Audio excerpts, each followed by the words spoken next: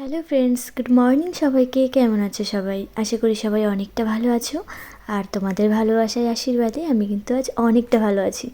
কাল না একটু ঠান্ডা ঠান্ডা লাগছিল, যার জন্য লেপ আর ব্ল্যাঙ্কেটটা বের করতে হয়েছে। তো যাই হোক, সকাল সকাল ঘুম থেকে উঠে কাজ সেরে যাচ্ছিলাম রান্নার ঘরে। ভাবলাম চলো তোমাদেরকে একটু দেখাই। এই যে আমাদের বাড়ির সামনে মানে এই কাজ হচ্ছে, তো ওখানে মিস্ত্রি কাজ করছে, ওপরে চালা দেওয়া হবে সেই জন্য। তো তারপরে সোজা চলে এসেছি রান্নাঘরে, ওদের জন্য চা করে আমাদের দুপুরে রান্না বসিয়েছি। আর আজ ছিল চৈত্র মাসের শেষ দিন, মানে চড়ক পূজা। ভিডিওটা ছাড়া হয়নি সেই সময়, ভাবলাম আজ পোস্ট করেই দিই। তো আজ রান্না হচ্ছিল টক ডাল, করলা ভাজা, আলু পটলের রসা। যেহেতু চড়ক পুজোর দিন তেতো খেতে হয়, ডাল টক ডাল খেতে হয়, তো কাদের কাদের মধ্যে এই নিয়ম আছে আমাকে কিন্তু কমেন্ট করে অবশ্যই বলবে।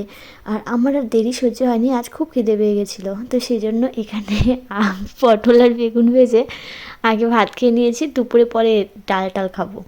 তো যাই হোক, রান্না সেরে আস্তে আস্তে দেখি আমার বাবা আমার জুতো পরে হাঁটছে।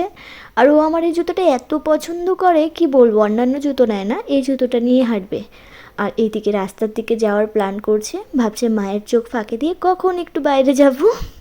তো তার আগে আমি ওকে ধরিয়ে স্নান করিয়ে খাইয়ে ঘুম পাড়িয়ে দিয়েছি, কারণ বিকালে যাব চড়ক পুজোয়। আর ওখানে যাওয়ার একটাই উদ্দেশ্য, কারণ হচ্ছে মেঘের মানত ছিল। তো আগেরবার যাওয়া হয়নি, মেঘ অনেকটা ছোট ছিল, কিছু প্রবলেম ছিল বলে, তো ভাবলাম এইবারই দিয়ে আসি। তো ওকে রেডি করিয়ে ওর একটা বড়মার কাছে দিয়েছিলাম, আর আমি এদিকে রেডি হচ্ছিলাম। এসে দেখি সিঁদুর টিঁদুর লাগিয়ে এসেছে বম্মার কাছ থেকে। তারপরে আবার ভালো করে ফ্রেশ করে মুখ টুক ধুয়ে দিয়েছি। এখন আমরা চলে এসেছি চড়ক মানে মেলায়। ওর বাবাও এসেছে আমাদের সঙ্গে, ওর বাবা, ওর ঠাকুমা আর আমি। তো ওর বাবার দোকান বন্ধ করে এসেছে, আর আসার সঙ্গে সঙ্গে আমার বাবার যেটা লাগবে সেটা ও নিয়ে নিয়েছে, আর আমাকে দেখাচ্ছে ওখানে যতগুলো আছে সবগুলোই ওর লাগবে। আর এগুলো কিন্তু বাড়িতে আছে, কিন্তু তাও ওর লাগবে, ফোলানোর থেকে বেশি নষ্ট করে। তবুও এই ছোট বয়সে এই জেদগুলোই বেশ ভালো লাগে। যখন বড় হয়ে যাবে তখন আর এই ছোটোবেলার দিনগুলো আর পাবো না।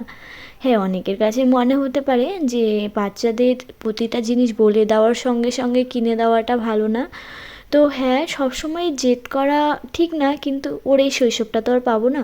সেই জন্য মনে হয় ও যখন যেটা চায় সেটা আমাদের সামর্থ্য অনুযায়ী আমরা দিই, সেটা প্রত্যেক বাবা মাই চায়। তো তারপরে ওটার কাজ শেষ, এখন আমার বাবা এখানে বেলুন নিয়ে খেলছে। আর একটা বেলুন সঙ্গে সঙ্গে ফাটানো হয়ে গেছে, ওটা ছিল সেকেন্ড বেলুন। এই দেখো, তোমাদের সঙ্গে কথা বলতে বলতে কিন্তু ওখানে চড়ক গাছের পুজোও শেষ হয়ে গেছে। আর এখানে এখন সবাই একটু নাচানাচি করছে, ওই পাড়ার বউ মেয়েরা মিলে। তো তারপরে এখানে শুরু হয়ে গেছে, এখানে ভূত চালান দেওয়া হয় না কি হয় জানি না, সেটাই হয়েছে। তো ওরাই এখন নাচছে। আর আমার কিন্তু ছোটোবেলা থেকে বরাবরই চড়ক পুজোয় প্রচণ্ড পরিমাণে ভয় লাগে, যার জন্য আমি কিন্তু দেখতে আসি না। আমার তো মনে পড়ে না আমি ছোটো থেকে কোনো দিন চড়ক পুজো দেখতে এসেছি বলে। এই হয়তো আমার লাইফে মনে পড়া ফার্স্ট চড়ক পুজো। কেন জানি না প্রচণ্ড পরিমাণে ভয় লাগে ওই যারা হাজরা ছোটে তাদেরকে দেখে। সকালে তো আমি যাই না দেখতে, আর এই মেঘের মানত ছিল বলেই আসছি।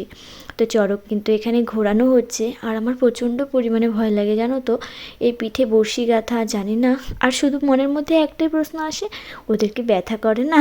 তো যাই হোক, এটা আমার ভাগ্নে ছিল। এখন পুজো শেষ, মানে চড়ক ঘোরানো শেষ। মেঘের বাবা ওই যে দেখতে পাচ্ছ, মেঘকে নিয়ে গিয়েছিলো গাছ ছোঁয়াতে, গাছটাকে প্রণাম করতে, আর যার পিঠে বড়শি গেঁথেছিল তাকে প্রণাম করতে। আমি ছিলাম ওপরে, আমি ভয়েই যাইনি, ওই হাজরাগুলো দাও নিয়েছিল বলে।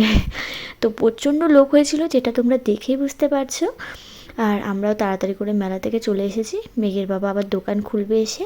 আর মেঘ এখানে দুষ্টুমি করছে, পটিতে বসে গাড়ি চালাচ্ছে পটি না করে। তো মেঘের এই মোবাইলটাও কেনা হয়েছিল। তো চলো চলো, আজকের ভিডিওটা এখানেই শেষ করছি। টাটা।